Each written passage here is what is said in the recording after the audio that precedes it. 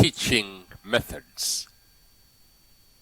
A very interesting and critical part of any individual that is desirous to being a teacher, that is upgrading from certificate to diploma or diploma to degree.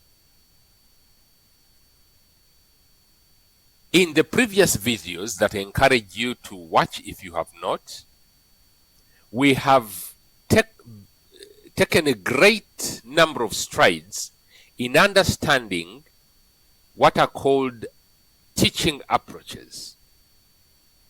Now, teaching approaches are quite broad, and these teaching methods can fall under any of those teaching approaches that we discussed in our previous videos. This particular video, we are going to have an introduction to the teaching methods and go on to focus on teacher-centered teaching methods. I encourage you to watch all the three series, the three videos, to have a comprehensive overview of teaching methods. I'm Walusimbi Jonah, your tutor, and this whole project is proudly sponsored by East Africa Institute of Learning. Now, when we talk about teaching methods, there is another statement that we can also concurrently use: teaching styles. What are teaching styles? Teaching styles refer to distinctive methods or strategies that teachers use to deliver instruction, to facilitate learning within a classroom. Usually these teaching styles are being influenced by the teacher's experience, the teacher's beliefs, and the teacher's understanding of the pedagogy in question. Teaching methods tend to fall in a wide range of We have what we call the traditional instructions, and also there are what we call the modern interactive approaches. So a teaching style can range from traditional lecture-based instruction to modern interactive approaches. Now, the choice of the teaching style will significantly impact on the student engagement, student comprehension, and the overall learning outcomes. Let's take some time to understand the factors influencing a choice of teaching method. There are several of them. A teaching method, which one will you use? The first factor is the age of the pupils. Some teaching methods may favor young children, while other teaching methods may favor children that are older. So the age of the pupil matters. The subject matter, the nature of subject, will also determine the type of subject, the type of method that you will use. Now, also the size of class. The size of the class can influence which method you are going to use. Is it a small-sized class? Is it a big-sized class? The fourth factor is the ability of the teacher to handle a method. If you do not have the ability to use a particular method, then it is best that you do not use it. Some teaching methods require resources. It would therefore be prudent that when you're using a particular teaching method, you have the resources to handle that subject. And finally, the time allocated. Is it possible to use that teaching method within the 30 minutes, within the 40 minutes, within the 1 hour that has been timetabled? Now, as we dive into these different teaching methods, what are the benefits of using varied teaching methods? You will have enhanced engagement. Everyone will be involved. You'll have adaptability to adapt to the environment, to adapt to the type of child, to adapt to the requirements of the school. Skill development. Teaching methods are all pretty good at developing the desired skills. Then we have personalized learning, individualized learning, and the degree of retention will also depend on the teaching methods. Now, if you look at this continuum, we have teacher-centered learning and we have student-centered learning. Now, on the side of teacher-centered learning, some teacher-centered approaches may be high-tech, while some student-centered learning may be low-tech, low technology. Similarly, some student-centered learning may have high technology usage, while others may have low technology usage. And here is an example. If we are looking at student-centered learning, there are those that high-tech, as we shall see, for example, game-based learning or inquiry-based learning. There are those that are low-tech, like differentiated type of learning. Then we have the teacher-centered flipped classroom is high-tech, heavily high technology is required or high frequency of use of technology. While we have the kinesthetic learning or direct instruction that use low technology. Now, as we did say, teaching styles can heavily fall under student-centered learning or teacher-centered learning. So we have the teacher playing a very big role, as you can see, and then we have the learner-centered, where the students take center stage. Are you an instructor who relies on direct instruction, or are you an instructor who will progress to indirect instruction where the learner plays a key role? I have a table here which highlights the difference between teacher-centered and then learner-centered methods. Teacher-centered learning, which we will call direct instruction, and learner-centered learning, which we will call indirect instruction. What are the differences? In teacher-centered learning, the teacher tells or speaks most of the time, while in learner-centered learning, the child discovers and explores the information himself. In teacher-centered learning, the teacher plays a key role. Learning is subject-centered. The teacher is doing much of the explaining about the subject matter. In learner-centered learning, we are actually focusing on the learner. In teacher-centered learning, the learner plays a passive role, is at the back end, while in learner-centered methods, the learner takes responsibility of their learning, and therefore the learner plays an active role. In teacher-centered learning, the teacher identifies the errors and prescribes the corrections, while in the learner-centered approach, the student identifies errors and makes necessary adjustments. In the teacher-centered approach is less time-consuming, while the student-centered approaches are more time-consuming. Now, the first type of teacher-centered approach that we are going to look at is your favorite, the lecture approach. Lecture approach is traditional teaching, which involves a teacher presenting information to a large group of students in a lecture-style format. Basically, the teacher is standing in front of the classroom and speaks to an extended period of time while students make notes and take listen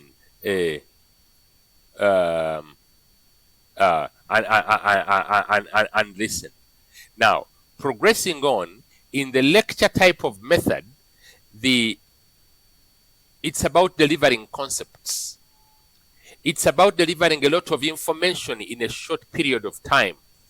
Yes, this approach conveys information that is difficult to present in another way. Those are some of the advantages of this approach. Adding on to those advantages, in this type of method, factual information is presented in a logical manner. In this type of method, it's quite efficient for the teacher to convey the desired information. This approach has its disadvantages. First, the teacher should be proficient in oral skills. Otherwise, the students are going to be very bored. Two, the audience in most cases is passive.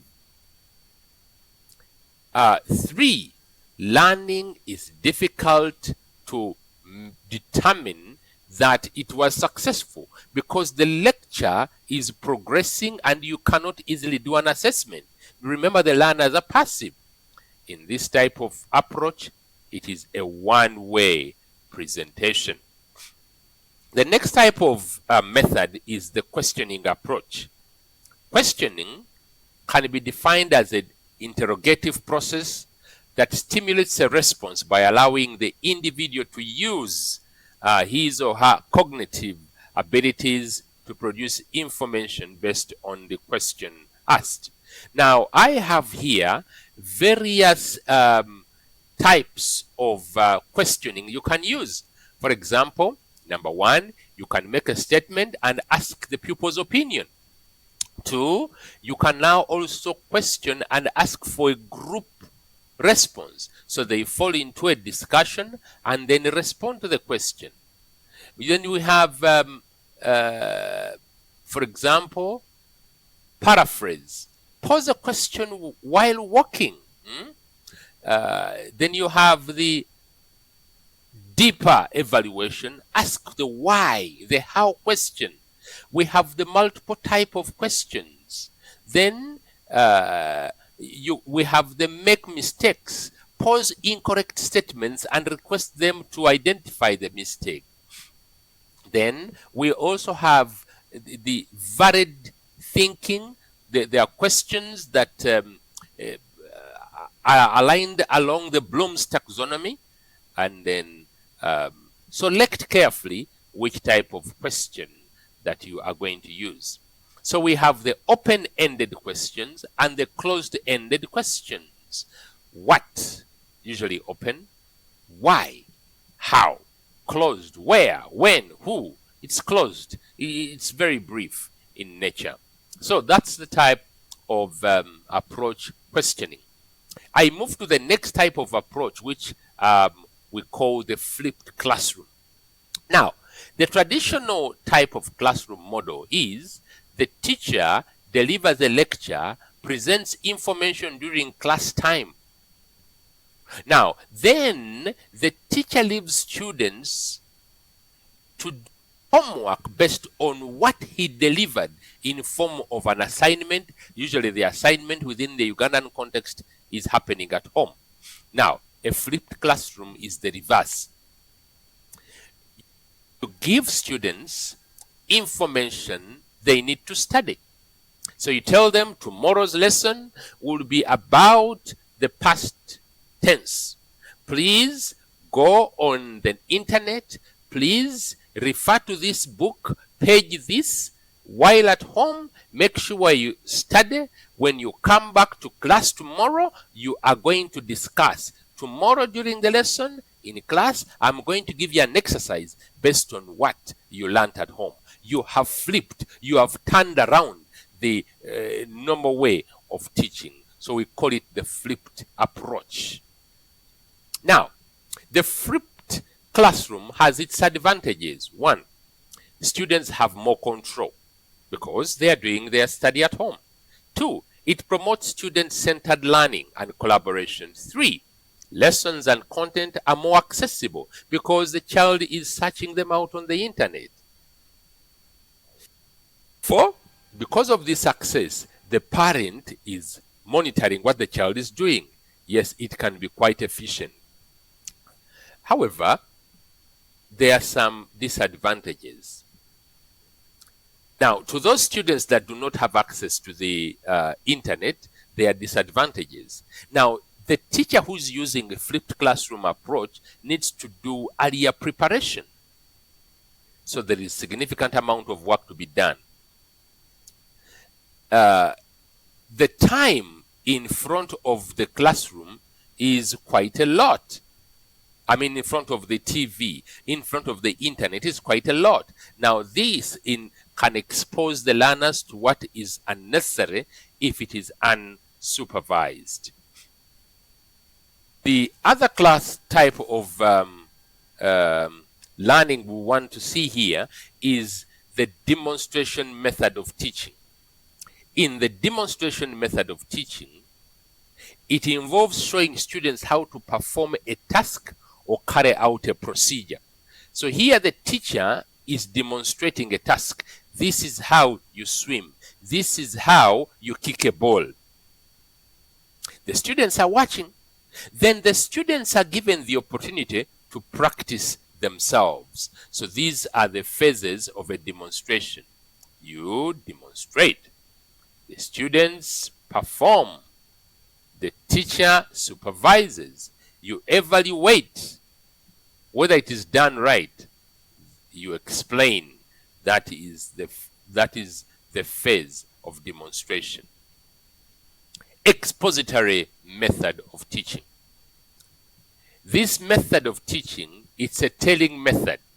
The teacher is telling facts, concepts, principles. The teacher is generalizing a concept. The teacher is interpreting. The teacher is showing how the principles are applied. The teacher is generalizing, is giving new examples. So, expository, you're exposing the students to the facts.